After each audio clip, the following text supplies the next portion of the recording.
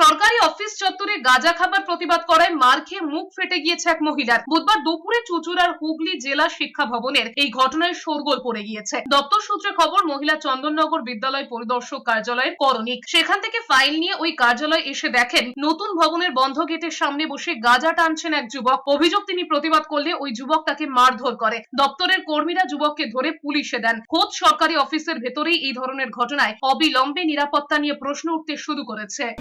সঙ্গে বিড়ি ছিল, গাঁজার প্যাকেট ছিল, সব ছিল। ওকে আমি বারণ করলাম, ও আমার সঙ্গে তর্ক করলো। তর্ক করতে করতে তারপরে ও উঠে, আমি বললাম চল অফিসে চল, ওখানে গিয়ে কথা বলবি। ওকে আমি যখন তুলে অফিসে হাতটা ধরে নিয়ে আসছি, ও আমার হাত ছাড়িয়ে সোজা আমার মুখে মাটিতে চুলের মুঠি ধরে ফেলে ঘুষি মারলো। আমি চাকরি করি বলে সোজা কথা, আমি ওর গায়ে এক ফোঁটা হাত দিইনি, কিচ্ছু বলিনি, শুধু আমি ওকে হাত ধরে আমি নিয়ে আসছি। তার জন্য প্রতিবাদ করলে যদি এইরকম হয়, তাহলে তো কোনো কিছুতেই প্রতিবাদ করা যাবে না।